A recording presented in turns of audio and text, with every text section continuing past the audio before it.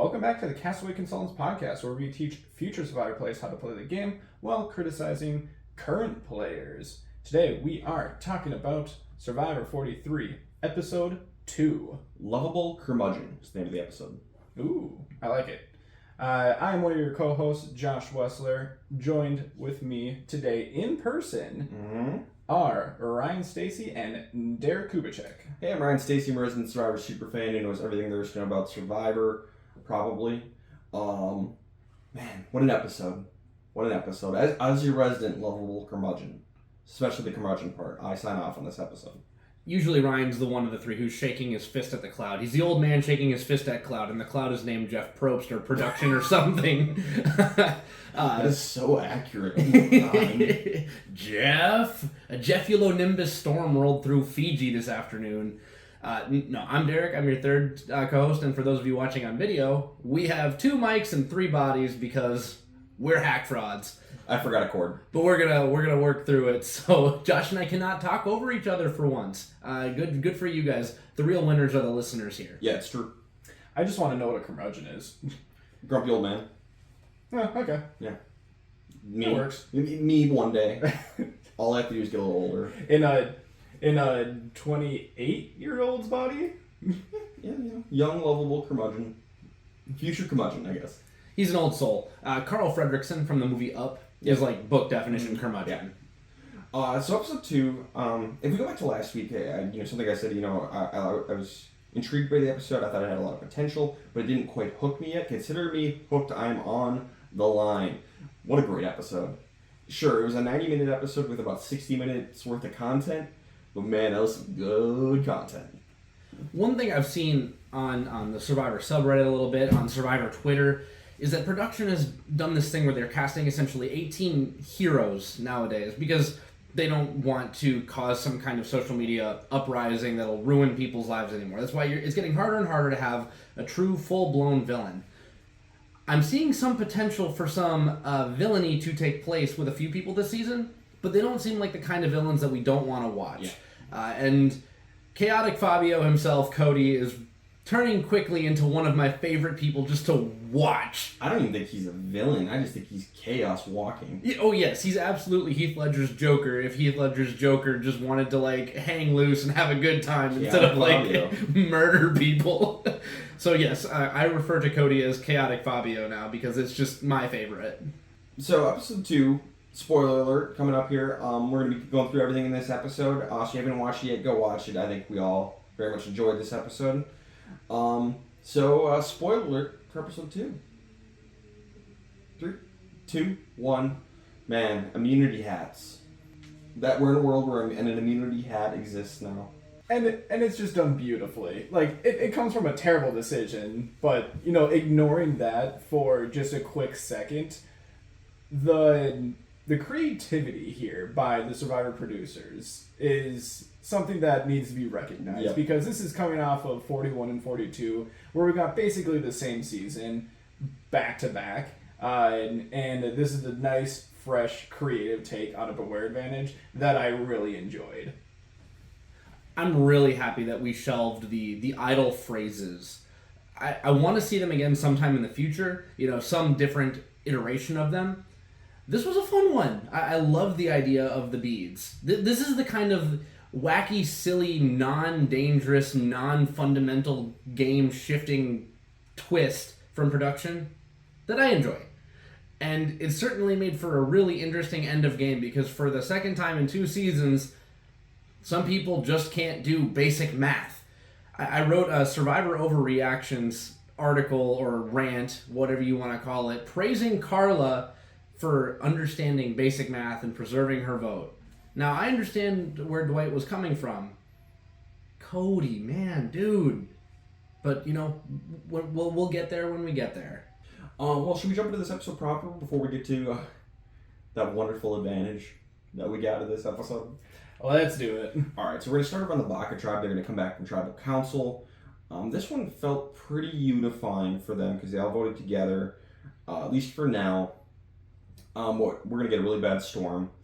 And this is Gabler. We talked about it last time. He's kind of an older guy. And this seems like the elements are getting to him a little bit. He's nauseous, he's weak. They don't have water because they can't boil anything because they don't have flint.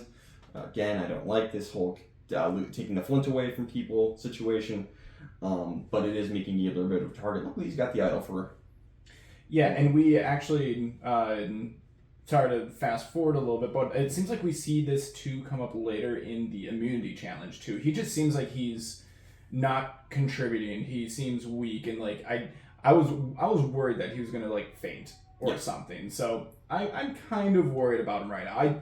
Usually stuff like this doesn't pay off in future episodes, like them getting medically evacuated or something, but that doesn't mean that it's not on other people's radars on the tribe as someone who could be easily voted out. I haven't seen someone get this drained this quickly. At least the most memorable is Mitch from season 2 Survivor. I know he's not an older guy, but he's definitely a bigger frame, and they were talking about how Gabler's got a bigger frame, as well as being an older guy. The fact that they're getting less food, I know it's 26 days, but the people who lose it quickly because of lack of calories are going to be the people with that type of body frame. I'm thinking there's another guy. He was a chef of some kind. Mike Ross seems small. Yeah, he got medically evacuated. Yeah, exactly. So this is not something that's unseen nor unheard of. Wouldn't be shocked. I like Gabler as a character, so I want him to stick around for a while for an entertainment piece. But if his tribe loses, he might be in trouble. He's got one more. He has one more idol, but the second he's not covered by that idol, I think he's done. It could happen. Over on Vessi, we have Dwight and Jesse. The two of them are looking for advantages. They decided to form an alliance. So now we have 3 duos. Jesse's in a little bit with everyone. Dwight is wary of Cody because Cody doesn't talk game with everybody because we're going to get a big Cody package in this episode basically saying, Cody's like really carefree, just living life, He got that tattooed on his butt. So he's not super focused on the game as much as someone who we think can win the game should be. You know what I mean? And I think that's the picture they're trying to paint. This is the mural. It's Cody with the hang loose, and I'm just here to live life. We get a little bit of backstory. We find out that someone close to him has lost their life, and he's kind of lived every day since like it was going to be his last. We've seen this kind of thing before. We on the Rewind series just covered Kat's first season, One World. And she talks about that at Final Tribal. So it's really weird how we're kind of getting 2 people with that exact same mindset sort of back to back like that. So it's fresh on my mind. Yeah. Cody is not a great Survivor player. We're going to learn in this episode. I love his attitude. He's a really fun casting choice. He seems like a great person. Yeah, he's definitely a risk taker. Mm-hmm. You got to remember that we heard in episode 1 that he is newer to Survivor too. He said he binge watched throughout the pandemic. Sure. I don't know if that means he watched literally every season in that binge watch, or if he just watched a they put on amount. Netflix. Yeah. I don't know what he's all subscribed to, because they are out there. But at least strategically, gameplay wise, it's a little yet to be seen. Whether or not it's just impulse or if he wants to play risky and this is intentional or what it might be, but it's going to be something to keep an eye on. Dwight wants Cody out first. Jesse wants Justine out first because she's dangerous in his eyes and she's also kind of annoying. So the 2 of them want to work together, but they do have conflicting ideas on who to go after first. You forgot about the number 1 reason he wants her to go home. She's a saleswoman. She's a saleswoman. She's in sales. Yep. And Cody's like, those salespeople, they're dangerous. That's going to pay off this episode. Justine's going to go home. It's crazy. Over on Coco, we spent no time with Coco. This is the one time we drop into this tribe. Basically, they just talk about Ryan and Gio being an obvious duo. Carla's a little bit worried about him. And then we spent a lot of time with Gio. Basically, he's gay. He was kicked out of his home when he was 18 and was homeless for a while. It's a really, really sad, emotional story. But being such an obvious duo with Ryan, not the best move. I hope they do well because Ryan's my winner pick and I like Gio. I like both of them a lot, but I don't think they're going to do very well. Yeah, I'm interested to see how this lays out just because we got some more screen time with these 2 this week. So wherever the alliances actually do line out, it sounds like it's going to be the 3 women and James, but who knows? Carla's a swing vote. It could flip. Someone could find a Beware advantage and lose their vote. Exactly. Right before tribal. But the thing that I took the most from this, I did not know how almonds worked. Yes, they find an almond tree, and almonds apparently have really hard, shells. And there's just one almond per shell. And, I feel like that's a very inefficient way to, grow/produce almonds. I now have a new appreciation for, bags of almonds, roasted almonds you get at, hockey games. Or, almond milk, so much of a process. Almond Joys only have one almond per candy bar, I'm pretty sure, so that makes a lot of sense. Farmers have been saying for a while that almond milk is not the great substitute for cow's milk that you think it is, because it takes a lot of land, a lot of water, a lot of time, a lot of resources in order to get enough almonds for you to have a half gallon of almond milk. We get it. We got a first-hand account of how hard it is to deal with almonds. So there's your commodity lesson for the day, I guess. And we learned. And that's it for Coco. Let's go over to Box. We're done. Owen kind of feels like he's working more than everyone else, but he plays it cool. He just keeps his head down and grumbles to himself, the lovable curmudgeon that he is. Then we get Ellie and Janine talking in the jungle about, the two of them, they need to stick together now, and who should we go after next? Can't take out Gabler. They kind of decide on keeping Sammy, taking out Owen, because Owen is more dangerous, and they're closer with Sammy. And the really funny thing is, they're talking about, I feel like the guys aren't even playing the game. They're what are they doing? We cut to the guys that are just talking about how much Sammy looks like Patrick Mahomes, which is hilarious. And it's that classic Dodo edit, yeah, man, the guys are so dumb. And then it twists. And the guys are man, the girls are out there talking. They're really close. Maybe we should make a guys alliance. Yeah, and I have no idea how much this is going to hold up, because this is pretty different than what I thought the alignment was going to be after the first episode. I didn't see the two girls pairing up as tightly as they were, because they had originally talked about doing a girls alliance. Well, that didn't work. So this duo, yeah, they're together, but 2 is less than 3. Shocker. Do you guys think that the guys would stick together here, or do you think it's more likely for it to be a foursome that forms? Because that foursome would have to involve Gabler. I think the guys would stick together for about. Spoiler alert for the end of this episode. I think that the next person out on the Baka tribe, as of right now, assuming nothing changes, is Janine. I think that Ellie is getting a stronger edit, and I think that she'll go far in this game. Janine's not getting enough.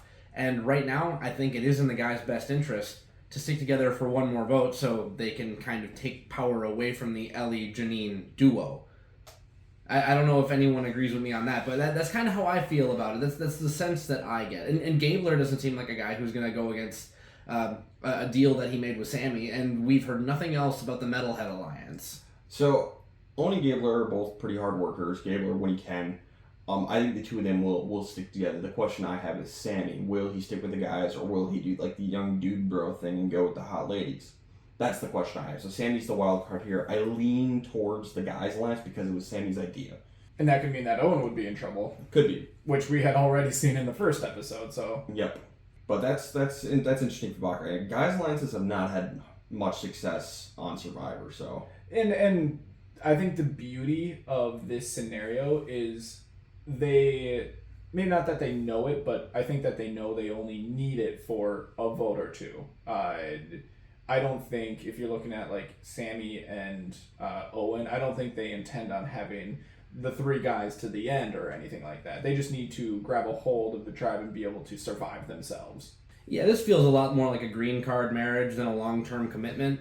Let's just get to where we need to go, and for right now, that's tomorrow, that's to the merge, that's to a swap. I don't know, what have you. And right now, yeah, you want to have 3 people in your pocket and keep your options open if you can. But I think they do have more options as a guys trio as of right now. Because Sammy, if he leaves, he understands that Owen was closer with the women early on. And we still hear that they are close with Owen. They just see him as a bigger threat. More dangerous player. We have seen people take people they shouldn't take further because of their strong social game. And from what we've seen, Owen does have that. And we've heard nothing to the contrary. We've just heard we've had more time to bond with Sammy now. and also Owen as a huge threat because he's so good. So we're going to go to the immunity challenge, and it's an absolute blowout. Bach is going to get first place from their Flint back, followed by Coco. Noelle sits out because they have to carry a giant snake over a cage wall. Makes sense why Noelle would sit out, no leg. Yeah, all respect to all amputees, this was more of a 4-limb challenge. Yeah. The snake weighs 400 pounds while you're climbing up over a giant bamboo cage. I'm not saying you can't do it. I'm just saying if you can avoid that, probably a good plan. So while I believe that Noelle's very, very capable, I think this was the right choice no matter how this shakes out. Well, I think it was the right choice before the challenge. Looking back, I think we swap out Nika for Noelle, because I don't think Noelle could possibly be any worse than Nika was this challenge. Yeah, and that's fair. So yeah, on paper, I think they made the right choice, but in practice, it may have been better to do something different. Nika's very slow in this. She's not very helpful in moving the snake. And then she and Dwight are going to do the puzzle. There's a piece in a bag that they failed to take out. Nika was the one who grabbed the bag. Nika seemed like exhausted. She was trying to put a piece in upside down, and it had the letter R from Survivor in it.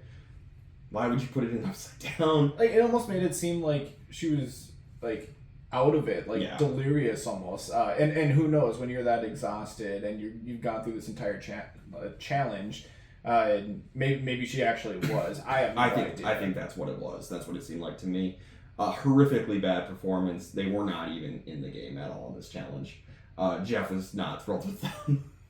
Which I can appreciate, because my main complaint about Jeff over the last couple of seasons is that he's trying to be too much of a fun Jeff. I mean, like, I'm not trying to do a Jeff watch right now, but like he's trying to be like supportive Jeff, fun Jeff, just like, you can do it. I want to see you succeed. And not, tearing people down when they're doing bad. I like mean Jeff more than nice Jeff. I do too.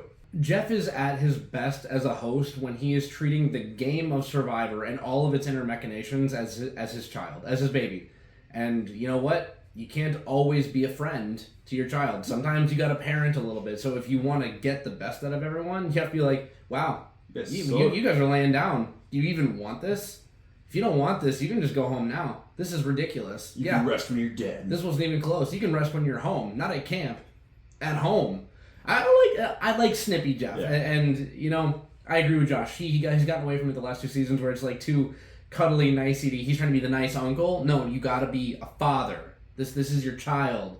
So Vesta's going to tribal council, and on paper it seems like Nika should be the one to go because she was so bad. Cody wants to save Nika. Because they're in a very tight alliance, makes a ton of sense. They're wanting to get Jesse, who's the third person in their alliance, to go with them. Meanwhile, Noelle and Justine, they obviously want Nika out. Dwight doesn't have a vote, so really this is Jesse's call. We're going to leave Vessi, shockingly. I wasn't expecting this. I was like, where is this episode going? Because it's a 90-minute episode. It feels very stretched, and this is the part that feels like, did you need to put this here?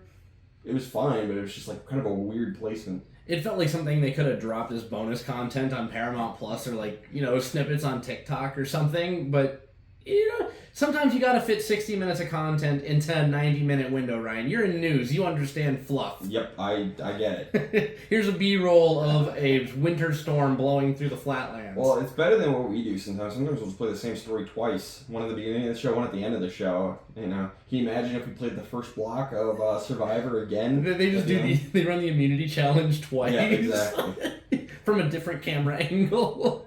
So back on Baca, they're kind of talking about like Gabler's idol. Is it good for just the first 2 tribal councils, period, or is it Gabler's first 2 tribal councils? And Janine is going to end up checking his bag, and it's for Gabler's first 2 tribal councils. So he's got one more with this thing. Good information to have. Well, and I understand, like, you're questioning, like, why we came back to Baca. Like, it's kind of like fluff. Like, not really. This is important to know, especially since, I don't want to look into it too much, but they highlighted on the next week on Survivor that someone, we don't know who, someone tips Gabler off that they look through his bag. So I think that this is necessary.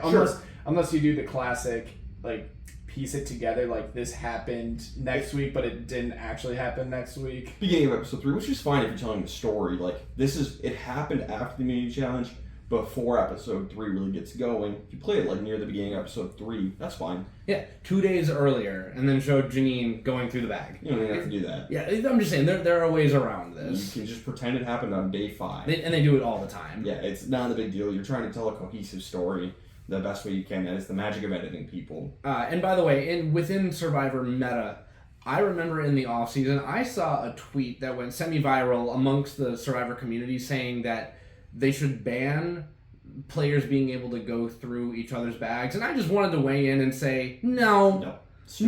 Why don't you go play some other game show? Yeah. If you don't think that checking someone's bag, no. How did you get more than 6 likes on that tweet? Yeah, some of the stuff, like the more piratey stuff you can do on server, that's fun. Anybody remember the opening of Pearl Islands? Are we going to stop Rupert from stealing the shoes? That's awesome. Dude, have some fun. It's a game. And honestly, among all of the things that you're allowed to do in Survivor that are a little shady or weaselly, like going through someone's bag is pretty low.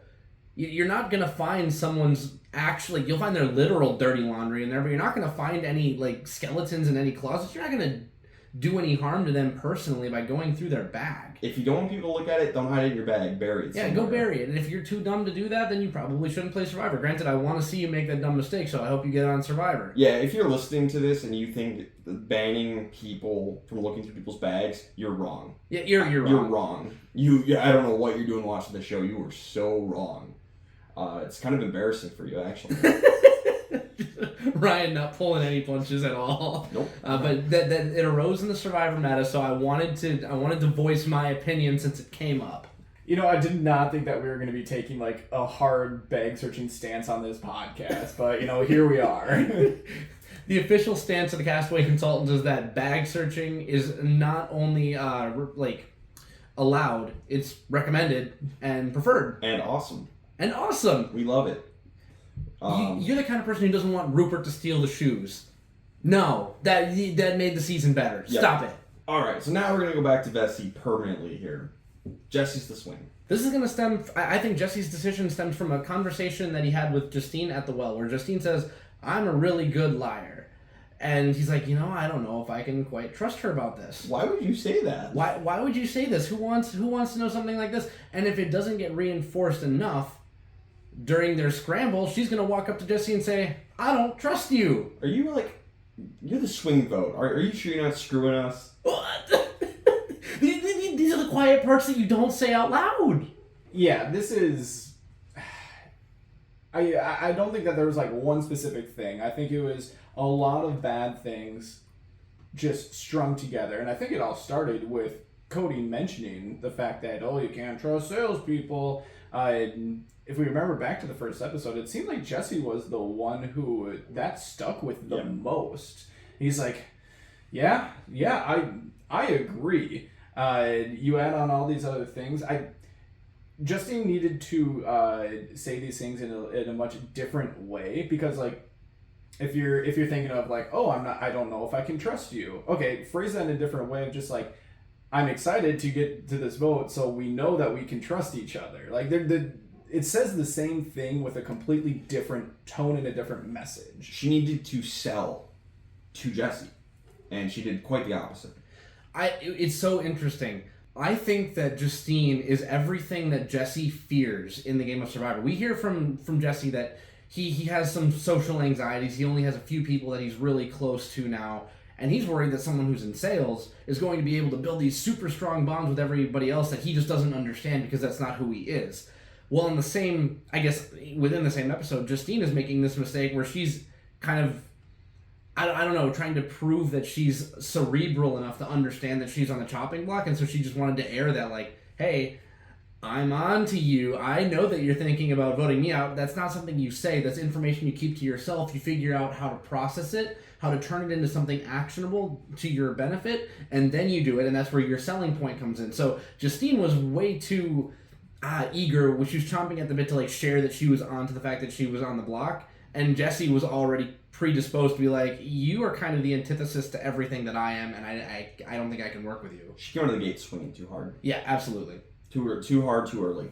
And can I say that I loved Jesse this episode? Jesse was fun. We got a ton of Jesse, and I think that just the way that this laid out for him and the decisions that he made, I would personally not be surprised if we saw him in the finale. Sure. I think he's got a great shot. I do have some issues with how this whole thing is going to play out from Jesse's game, which you're going to get into. But at this point in time, I'm with Jesse completely, 100%. Justine seems like the right vote, slam dunk. Justine's plan is she wants to split the vote. 2 votes on Naked, one on Cody, just in case a shot in the dark. Fortunately, you don't have Jesse, so that's not going to work. If you want to do that, okay, you can maybe do that. Justine and Noelle should vote together. Jesse be the third person. Yeah, tribes are too small to be able to be thinking this detailed about the shot in the dark. Something that has a 1 in 6 shot of making it. So I cannot recommend at this point in the game. My big issue is that Justine already told Jesse that she doesn't really trust him. The only way that her and Noelle splitting up their votes works in any universe is if the vote outside of Dwight not having a vote is unanimous. Yep. So you're playing these sort of contradicting ideas against each other, and you kind of did it in the worst way possible by separating the vote. Does it end up mattering? No, it doesn't end up mattering, but it almost really mattered because of something that we haven't even gotten to yet. Yeah. Jesse, Dwight talk. Dwight doesn't want Justine to go. Jesse does. It's up to Jesse, really. At this point, it seems like it's going to be slam dunk Justine unless something crazy happens. Something crazy is going to happen. And by the way, I'm with Jesse sort of taking ownership of this move. Like, I understand you want to keep Dwight happy, but like, you have plausible reasoning. Hey, bro, why didn't you do what I wanted? Bro, you tried to get an idol and you lost your vote. I'm sorry that you didn't get to play today. You don't get to be on nicer than that, everybody. Yeah. Obviously, that's not how you employ it in practice. You think that. You think the mean thoughts, and you're like, hey, man, I just tried to do what was best for my game. You didn't have a vote, and this was the only way that I felt I could guarantee my safety. Dwight has no right to be mad about anything that happens in this tribal council. Absolutely not. He can play it up all he wants. Yeah. That's good gameplay. Yeah. But in actuality, like, don't play using your emotions because of this, especially because Jesse probably still wants to work with you. You screwed up, dude. This is your own fault. Cody is going to, we're getting close to tribal council. He's like, I'm going to go for a walk, maybe find an idol or something. Derek loses his mind, and then he calls what happens next. Josh and Ryan were sitting next to me fairly quiet, and I don't know if they were thinking it, I was the only one to vocalize it, but he starts to walk off into the jungle, and I said, oh no. And Josh thought I thought that he was going to, like, get the votes turned around on him for going idol hunting, and I'm like, no. He's going to find the Beware advantage. He's going to open it. He's going to lose his vote because he doesn't know how to do math. He said he can't do vocabulary. I didn't realize that it was math, too. This is a real Chanel move, but now it is the Chanel-Cody move. Absolutely not. Because he does find it. He finds the Beware advantage. Now, guys, I don't think I should have to say this, but you could open this tomorrow, right? Yeah, you could open it tomorrow. Put it back. Open it tomorrow when you are 1 up in the votes and you've solidified your alliance lines. And Cody says he's seen season 41 and 42, where they lose their vote if you open this and fail. So that's the right move, but we're going to do the fun move. So from an entertainment perspective, this was amazing. From a Castaway Consultant standpoint, I am livid. Not living, I am livid. I think at this point, we can probably say, unless you're in a desperate position, do not take Beware advantage. No, and because they know that it's going to come down to a close vote. They think that they have their alliance where it needs to be. And from Cody's perspective, this idol isn't going to change anything. At the very worst, Jesse's playing you and NECA goes home. Okay, Cody, you're still fine. You can regroup and go forward from here. Go get the island and try again. It just does not make sense to me why you would ever do this. And so far, through 2 episodes, worst move of the season. Oh, yeah. And it's going to be hard to top. Yeah. Basically, the Beware advantage is each of the 6 contestants on this tribe was given a bag at the start, and they have decorative beads on there. They're each one of those like strands of beads. There's 1 special bead on each bag, and it's different for each bag. Cody's given a diagram of what each of the beads look like. He needs to get that bead from all 6 people, including himself, and he can put them all together, and it forms the Immunity Idol bracelet. He cannot steal these. He has to use powers of persuasion to get them. So, social game. We are like a half an hour from tribal council, and I'm just like losing my crap on the couch. It's insanity. He loses his vote until he can get them all. This is the Infinity Gauntlet of Survivor. Yeah. He has to gather all 6 Infinity beads, and he sticks them on his hat instead of a gauntlet. Yeah. And he's gonna snap his fingers, and Justine is gonna go home. But he nearly gets axed. He nearly gets snapped out of existence in his own way. So I love this twist. I want to fast forward it though from a game perspective, right? Because now he has this immunity idol hat, right? And for all intents and purposes, you need all 6 of them in a bracelet to have it be powerful. I think Mike Bloom said, this is the idol hat. Woohoo, it's here. Because he's going to build a hat instead of a bracelet. If this is the same Beware advantage that are at the other 2 camps, Cody's idol might not stay between him, Nika, and Jesse for long. Because all of a sudden you've got these beads congregated on one person across 3 tribes, or someone just found the other one and they know. So if one person has all these beads, he's got the idol. So there are forward-looking consequences of something that's so visible and so obvious. Yeah, you're going to want to play this one early after the merge. As soon as people come together, or if there's a tribe swap or something, you're probably better off burning this early. Yeah. Again, I don't like that there's almost no way to keep this a secret. And that's another issue that I maybe have with these seasons of Survivor, but this was a fun one. It said beware. It did say Therefore, beware. it's fine. They were warned. And in some alternate universe, he's not able to get the beads from Noel, and someone goes home, and then he's out of a vote? Like, Until the merge, probably. until the merge. That happened last couple seasons, though. Ridiculous. That is such a high risk for what? Don't grab the door advantage. People, Never. Unless you are desperate, do not take it. I have not, through 3 seasons now, I have not seen a reason to pick up a Beware advantage unless you are the odd person out. Yep. In the what if, by the way, Nika goes home because Jesse has no reason to go to Rocks for Dwight nor for Cody. So this could be an inflection point depending on how far Nika goes into the season. So Cody is going to tell Jesse, like, hey, I lost my vote. You moron.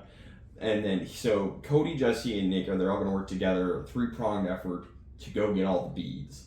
So Cody is going to, he earlier in the episode, he designed a palm frond hat that he's been wearing, and he's like, I think I'm going to wear my hat to tribal council. I'm going to decorate it. Oh, I can use these beads. Oh, man, I need some more beads to make this really look good. And Cody's like, or Jesse and Nika both like, here's our beads. You can put them on the hat. And Jesse's like, yeah, you can have mine too. And then they like, especially Nika, she's really good here. She pressures both Dwight and Noel to hand over their beads. And we don't see Noel do it. We're gonna get a flashback at Tribal Council, which is crazy. But Cody is gonna get all the beads to decorate his now hidden immunity hat. Yeah, this is crazy. I love how they didn't really mention it, but Justine was the first one outside of that group of 3 to give up her beads. Like, she was willing and like all in on this. Yep. If I would have tweaked this myself, I don't know if I necessarily would have come up with this idea, but now that we're talking about, building a hat for tribal, I think I would have tried to convince them through making this like a tribe pride hat. And just like, I want something from all of us, and then, once you get the first 3 people to all do the beat, it's like, oh yeah, let's all make a Vessi hat, whatever it might be. Like, I figured that was going to be a good way to try to convince people to do it. It's funny because the whole point of this is you have to sell this idea somehow. Nika was kind of like, the foster mom of this idea and really pushed it through, because if Cody pushes too hard, it's going to be a little fishy. Yep. But I think, selling it as something like, hey, we have to vote someone off. I really want to carry something forward that no matter who goes home, all of us are all still here in our own way. You can make it a little bit like huggy, kissy, X's and O's like that. And I think that's got as good of a chance as any to work, especially on season 43 of Survivor. So we're going to get to Tribal Council, and they're going to specifically not show Cody for as long as they can, so we don't see if he's got the hat on or not. They really milk it. It's hilarious, but he is wearing the hat. We don't know if he's got all the beads on it yet. Eventually, they're going to give us the flashback after the votes. It's going to end up being 3 votes for Justine, because Jesse, Cody, and Nika all voted together. And then Justine and Noel split their votes between Nika and Cody. But that's 3 votes Justine, 1-1 goodbye, Justine. I wrote in my notes, wow. Yeah, wow indeed. First, like you said, I love the editing. I love the editing of like being creative and hiding where Cody is at Tribal for as long as possible. So I guess the question is did Jesse specifically make the right decision? Because it's up. We talked about it's up to him here. Did Jesse make the right move? Derek, you have thoughts? Yeah. After the episode, we were all, I guess, like synthesizing our notes, consolidating them. And Ryan was like, I'm still thinking about this. I'm like, you know what? I think Jesse made the right move. And it comes down to that little currency called trust that Jeff was talking about at Tribal. And Justine has given Jesse not one, but 2 reasons to not trust her going forward. And if you want to really dig into it, Justine was the first one to give up her beads. It proves that she does have some social chops. She's like, clearly this is a thing that we're wanting to do as a group. I'm happy to give up my beads right now because I know that I might be in trouble and this could build some social equity. Justine was the more dangerous player and was not really in an alliance and was in a power duo with Noelle. You now split that up and you kept someone who you deemed to be less of a threat long term in Noelle. And you still have what could be considered a strong 4, assuming that you can get Dwight to make nice, and I think that you can. So I think this was a good move. Here was my hesitation, because you have Justine who you don't trust. Now the other side you have Nick, who's terrible at the challenge. But then you have Cody, who proved himself to be a bad alliance member today by being so erratic and picking up this beware advantage the worst time possible. Can you trust Cody to play a good ally game? I don't know anymore. I would say no. So now that's where my conflict comes in. Who do you go with? Someone you don't trust, and then 2 people, one who is bad at the challenge, the other one who's bad at the strategic side. You're not in a great position either way. So I guess I'm coming back to is like, alright, who can you trust on this tribe? Dwight, it seems like. What does Dwight want to do? He wants to take out Nika. Maybe you stick with what Dwight wants to do, just keep him happy, and that way you have, like, someone to come back home to, your island wife, as he puts it. I think Jesse made Dwight and Noelle mad. He's got Cody and Nika still, but are those 2 people you want to be in alliance with at this point? I'm not so sure, so I'm not sold either way. I think there was no really good option here for Jesse. Vote all 3 of them out at this point. I think he's in a tough spot. I'm not sure he made the right move because I think Dwight is mad. Here's the thing. I think this was the right move. Okay. Yes, you make Dwight mad, but you're gonna make people mad. And when you get someone like Cody to come up to you, and I don't know if he knows this, but he went up to Jesse before he went up to Nika to talk about the beads, and it confided in him. Is trying to get him to help him out. And after that whole ordeal, debacle of getting these beads, I feel like that is going to be a very close 3. Like, they're talking about we have 3 groups of 2. I don't think that's the case anymore. I think you have a really close group of 3. Maybe you can have a close group of 4 if Dwight, can get over it. I would be surprised if he does. Yeah. So I'm just going to assume that it's going to be a nice tight group of 3 going forward. If Dwight decides to join with you, then great. But here's the thing. You know that Dwight is a giant super fan. Yeah. At some point, he's going to want to play a tough, cutthroat game, most likely. And your alliance probably isn't going to last with him. So I don't think that you really need to worry about getting on Dwight's bad side. Sure. I think that you can be sufficient in your group that you have right now. The one other thing is the side he chose to go with does have the idol, so that is another thing point in your favor. Yeah, you get to keep the tool in the tool belt. For me, it honestly comes down to trust. Josh already mentioned it. Cody, although unpredictable, he's predictably unpredictable, and you know that he means well, and you know that you can trust him. Justine told you that she doesn't trust you, and she also told you that you couldn't trust her. Yeah. So to me, that's all that I need to hear in order for me to make this particular decision. Agreed until Cody did what he did, then it makes it harder. I'm not convinced either way at this point. I don't feel great either way, so whatever. let's move on. Best and worst player of the episode. Josh, who do you have for best player of the episode? Yeah, I thought about this for a while, but just given how much social capital, I guess I'll say, he got in this episode, I'm going to go with Jesse here. I do think he ended up making the right decision, but I think he grew his core alliance from 2 to 3 tonight, even if it doesn't include the one person that was in that group of 2 to start with. Derek? I actually had Sammy, because as of last week, I had Sammy on my chopping block, and in this episode, we heard that not only do the girls maybe rank him higher than Owen, it's at least a toss-up because of his social game and his ability to work well with the tribe, but he also created the men's alliance, which gives him options. So he goes from, honestly, my next one to go home in that tribe to someone who's almost certainly not going home. Derek, I 100% agree. I'm not as high on Jesse's move as you two are, so I wasn't going to pick anybody on Messi, let's be honest. So, Sammy it is. A big tiebreaker is that he made Dwight angry. Yep. Sammy made no one mad. So, Sammy's my best. How about worst player? Derek, who do you got? I had Noel. I gave a dishonorable mention for Cody. I couldn't give it to Cody because he was able to come back. He trusted the right people, and ultimately he got a vote. But for Noel and Justine to split their votes is kind of the sinker for me with all of this. As a strong duo, you needed to keep yours together, and if you were going to try and split the vote, it needed to be somebody else who wasn't in your core too. Because even if Cody didn't have his vote, Justine still would have gone home tonight, and that means that they played very, very wrong. I 100% agree. I wasn't expecting that. Both Cody and Naka started very poorly in this episode, and they clawed their way back very well.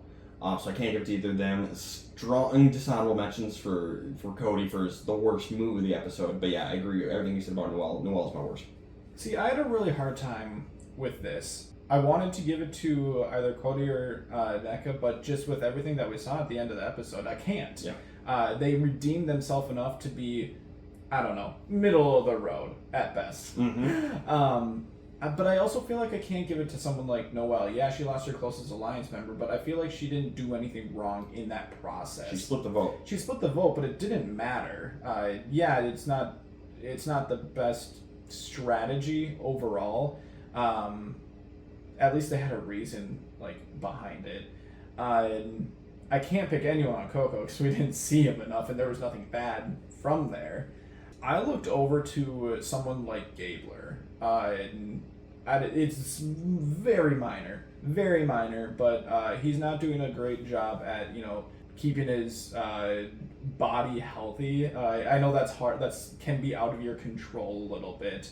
But it seems like it's noticeable by other tribe members. He even talks about in confessional about he's laying around, people see him laying around, and the fact that it's affecting him a lot.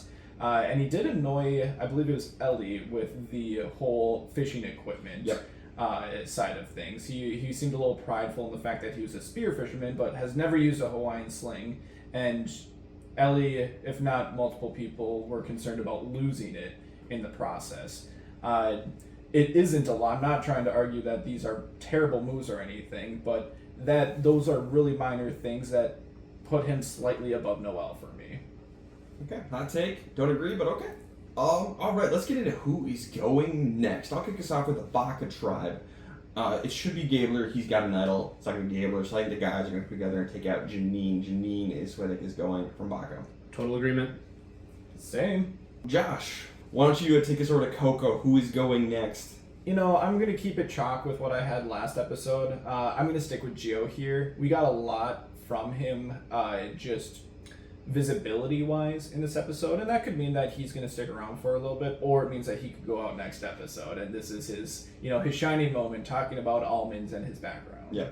I had Ryan because at least Gio has a strong connection with Carla, so if Carla has some say in which of the duo goes home, I think it'll be the one who has a lesser connection, and that's Ryan, even if he is the physical powerhouse in the team. Yeah, you two hit the nail on the head. Those are the two, and those are the reasons it's going to be one of those two, unless something crazy happens. I'm going to just say Gio, just because Ryan is stronger. I don't feel great. It could be either one. All right, Derek, Messi tribe. Who's going next? Messi, I'm going to say that they're just going to finish taking out that strong duo. If they have to go again, they might as well keep with the soft 4, 3.5, because Dwight didn't have a vote, and Noel goes out next. If Dwight gets really pushy about it, I can see Dwight going. There's a possibility, but I do think that Nika, Cody, and Jesse will work together for as long as they can, and I think Noelle is most likely to go home. Derek, we're simpatico tonight. I completely agree. Yeah, I think Dwight wisens up and realizes there's literally no reason for them to go any other direction, so he should just play nice for now, survive as a group of 4, and then probably ditch them soon after. So sorry, Noelle, but it's got to be you. All right, so now the big question, my favorite segment is, who cannot win this game? I'll kick us off this time. Who can't win this game? This is a tough one. There's a lot of people I'd put in here at this category, but I'm going to stick with who I said last week with Gabler. If he could survive physically and not get medically evacuated, I think he doesn't have what it takes. Yeah, I'm going to stick with Gabler too. We're hearing it from the tribe that if he didn't have an idol, he'd probably be going home. So he very well could be gone in 2 weeks. I'll go different. I'm actually just staying pat with what I said last week, and I'm going to say that Chaotic Fabio can't win the game. This is Cody. It's becoming more and more evident if he does make it to the end, he's going to be handcuffed to a better player like Jesse, and Jesse will eat. He will feast on those jury votes. So I think Chaotic Fabio cannot win the game. All right, and the last thing, it's our new segment. It's our Survivor pool. Each week we pick a player who we think will absolutely survive the next episode. We can only pick each player once during the season. If we're wrong, we're out. We all picked Gabler last week. Gabler survived, but now we can never pick Gabler again this season. Oh, darn. Josh, kick us off. Who is your pick in the Survivor pool? You know, I'm going to go with someone from the alliance that seems the most secure right now. And from all 3 tribes, the one that we just saw is the one that, to me, seems like the least likely to be split up at all. So I think I need to choose between Cody, NECA, and Jesse here. I am going to go... There's always a possibility that someone could get blindsided with an idol. So I'm going to go Jesse here. I also picked someone from that alliance, but I'm trying to do this strategic and maybe pick people who are a little closer to the edge so that I can keep my powerhouses for later in the game. I'm going with Nika. I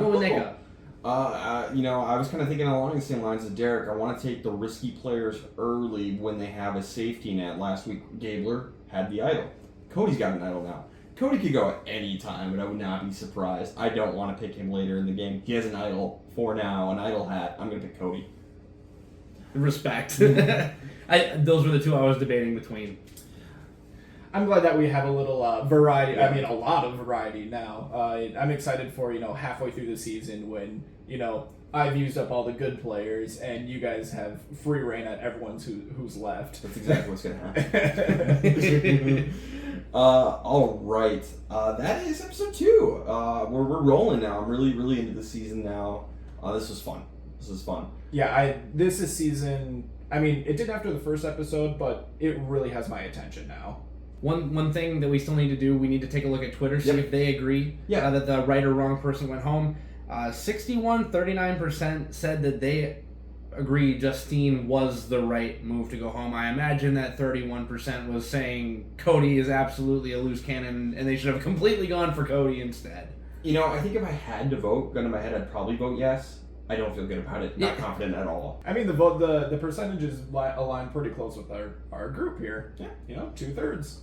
All right. Well, that is it for episode 2. You can follow us on Twitter at Castaway Pod. Go ahead and DM us, message us, whatnot. We'll be happy to talk to you about Survivor. We love doing it.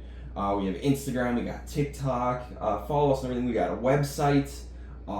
Derek will sometimes do his overreactions. I don't think he's going to do it this week because he's got parental duties. I had fatherly duties, so I didn't get to take as many notes as I would have liked. I like to write a little write-up on who played well and who sucked every week. We're on YouTube, so go ahead and check all that stuff out. Fun, no matter where you go with Castaway Consultants. Yeah, and check me. I've been hanging out in the Survivor subreddit, and my username is CastawayPodDerek, so I'm not afraid of you knowing that. That's me. I'm out there. If you see me, say hi. Anything else, guys? That's it. All right, this has been the Castaway Consultants. Got nothing else for you. Good night.